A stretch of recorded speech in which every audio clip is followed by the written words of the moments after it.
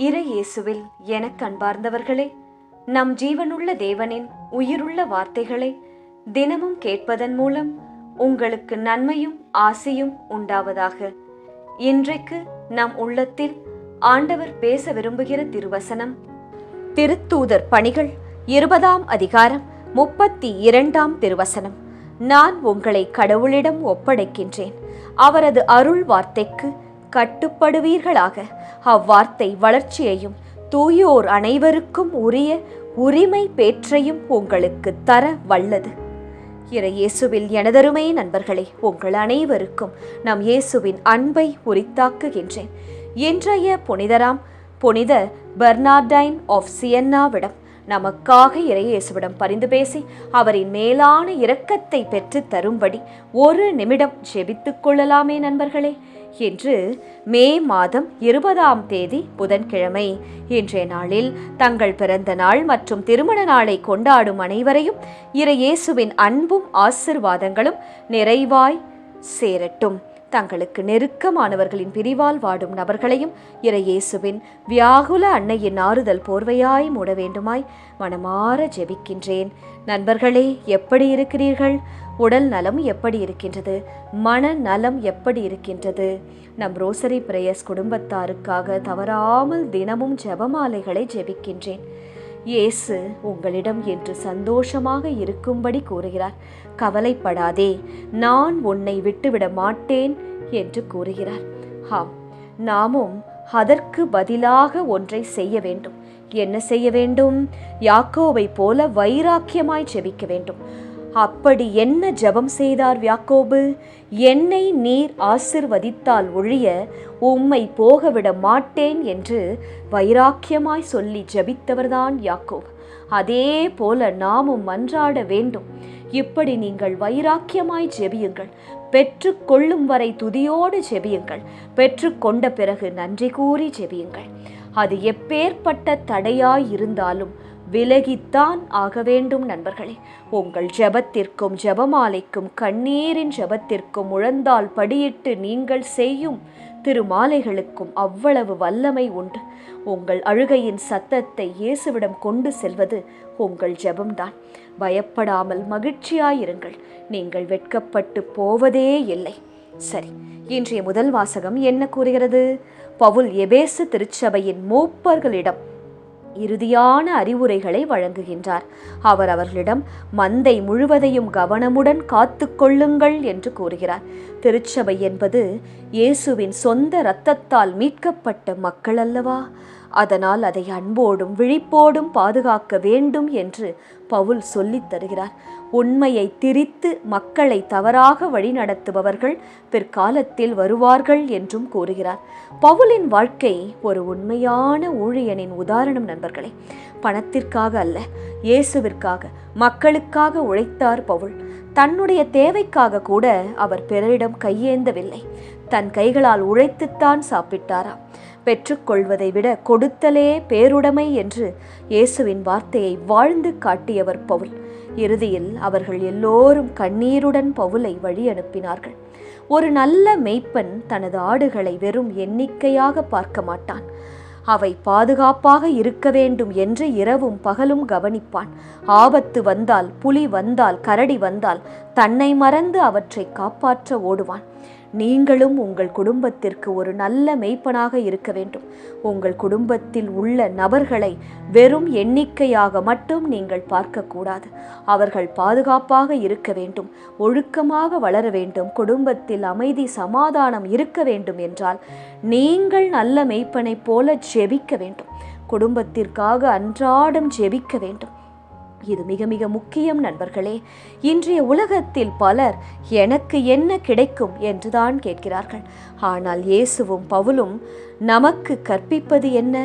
நாம் எவ்வளவு பெற்றோம் என்பதை விட எவ்வளவு கொடுத்தோம். சற்று யோசித்து பாருங்கள்.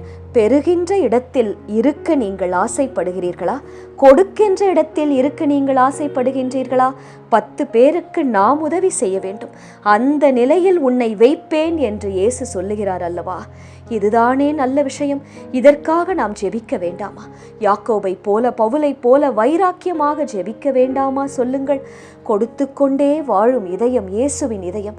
அதே போல உங்கள் கைகளும் உங்களுடைய எக்கனாமிக் சிச்சுவேஷனும் வளர வேண்டாமா? சொல்லுங்கள்.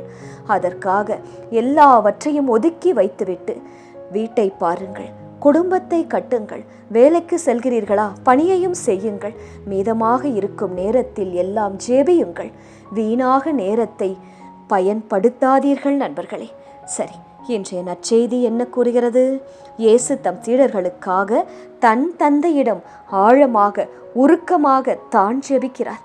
தன் சீடர்களுக்காக அவர் ஜெபிக்கிறார், நமக்காக அவர் ஜெபிக்கிறார். அதே போல நாமும் நம் பிள்ளைகளுக்காக, நம் குடும்பத்திற்காக ஜெபிக்க வேண்டும். ஜெபித்தார் இயேசு. என்ன ஜெபித்தார்? அவர்களும் ஒன்றாய் இருக்கும்படி அவர்களை காத்தருளும் என் தகப்பனே என்று ஜெபித்தார். தன் சீடர்கள் அனைவரும் ஒற்றுமையாக இருக்க வேண்டும், பயமில்லாமல் இருக்க வேண்டும் என்று ஜெபித்தார். இயேசு சீடர்களை உலகிலிருந்து எடுத்துவிடச் சொல்லவில்லை, மாறாக பிசாசிடம் இருந்து அவர்களை காத்தருளும் என்று வேண்டுகிறார். இதில் இருக்கும் உண்மை என்ன? கிறிஸ்தவர்கள் இந்த உலகத்தில் வாழ்கிறவர்கள்தான், ஆனால் உலகத்தின் தீமைகளுக்கு சொந்தமானவர்கள் அல்ல. நம்மை சுற்றி இருப்பவர்கள் எப்படி வேண்டுமானாலும் வாழட்டும் நண்பர்களே. ஒழுக்கம் இல்லாமல் வாழட்டும், லஞ்சம் வாங்கட்டும், பணியிடத்தில் ஏமாற்றட்டும், கெட்ட பேச்சு பேசட்டும், குடும்பத்தை கவனிக்காமல் சோம்பேறியான மனைவிகளாக, கணவர்களாக, வேலைக்கு செல்லாதவர்களாக இருக்கட்டும். ஆனால் நமது குடும்பம் எடுத்துக்காட்டாக இருக்க வேண்டும், நமது குடும்பம் மற்றவர்களுக்கு எக்ஸாம்பிளாக இருக்க வேண்டும் என்பதாய் நாம் ஆசைப்பட வேண்டும். அப்படி ஒரு குடும்பத்தை, திருக்குடும்பத்தை நாம் கட்டி எழுப்ப வேண்டும். மேலும் இயேசு உமது வார்த்தையே உண்மை என்று கூறுகிறார். கடவுளின் வார்த்தை நம்மை பாதுகாக்கும், தூய்மைப்படுத்தும், சரியான பாதையில் நடத்தும். கடவுளின் வார்த்தை என்பதைத்தான் நாம் தினமும் நம் ரோசரி பிரேயர்ஸ் சேனலின் மூலம் கேட்கிறோம். முதல் வாசகம் என்ன பேசுகிறது? நற்செய்தி வாசகம் என்ன பேசுகிறது? அன்றைய திருப்பாடலில் நாம் என்ன சொல்லி ஜெபிக்க வேண்டும் என்பதாய் உங்களோடு நான் பகிர்கிறேன். இதை நீங்கள் தினமும் கேட்க கேட்டு அன்றைய நாளில் இயேசு உங்களுக்கு என்ன சொல்லித்தர விரும்புகிறார், உங்களோடு இயேசு என்ன பேச விரும்புகிறார் என்பதை எளிதாக 10 நிமிடத்தில் உங்களால் புரிந்து கொள்ள முடியும். ஒரு பெற்றோர் தங்கள் குழந்தையை பள்ளிக்கோ அல்லது வெளியுலகிற்கோ அனுப்பித்தான் ஆக வேண்டும். அவனை வீட்டிலேயே அடைத்து வைக்க முடியாது, வைக்க மாட்டார்கள். ஆனால் வெளியே செல்லும் போது அறிவுரை சொல்லி அனுப்புவார்கள். தவறான பாதையில் போகாமல், கெட்ட பழக்கங்களை கற்றுக்கொள்ளாமல் வாழ வேண்டும் அப்பா, வாழ வேண்டும் அம்மா என்று சொல்லி தந்து வெளியே அனுப்புவார்கள். அதுபோல இயேசுவும் நம்மை உலகிலிருந்து பிரித்து விடவில்லை. உலகத்தில் வாழும்போதே உண்மையிலும் தூய்மையிலும் நிலைத்திருக்க நமக்காக அவர் ஜெபிக்கிறார். அவர்க்காக நாம் என்ன செய்கிறோம்? இன்றைய உலகத்தில் பல தவறான குரல்கள், கவர்ச்சிகள், பொய்கள் இருக்கின்றன. போனை திறந்தாலே எத்தனையோ அசூசையான விஷயங்கள் வந்து விழுகின்றன. ஆனால் நாம் எதை தேடி பார்க்கிறோம், நாம் எதை தேடி ஜெபிக்கிறோம் என்பது மிக முக்கியம் அல்லவா? கடவுளின் வார்த்தையில் நிலைத்திருக்கும் குடும்பம் திசை மாறாமல் இருக்கும், தரித்திரம் அண்டாமல் இருக்கும். இயேசுவின் வார்த்தை உங்கள் உள்ளத்திலும் குடும்பத்திலும் ஒலித்து கொண்டே இருந்தால் இருள் உங்கள் குடும்பத்தை வெல்ல முடியாது நண்பர்களே. உலகத்தில் வாழ்ந்தாலும் இயேசுவின் உண்மையில் நிலைத்திருக்கும் குடும்பத்தை தீயோனாகிய பிசாசால் எதுவுமே செய்ய முடியாது. இன்றைய திருப்பாடல் வழி செபிக்கலாமா? கடவுளே, உம் வல்லமையை எங்கள் வாழ்க்கையில் காட்டியருளும்.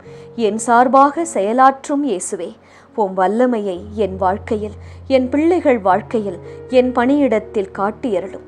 எருசலேமில் உமது கோவில் உள்ளது, எனவே அங்கு அரசர் உமக்கு காணிக்கை கொணர்வர். இயேசுவே, எனக்கு நீர் தந்த பணியை கொண்டு, நான் சம்பாதிக்கும் பொருளை கொண்டு உமக்கு நான் முழுமனதோடு காணிக்கை அருள எனக்கு நல்ல மனம் தாரும்.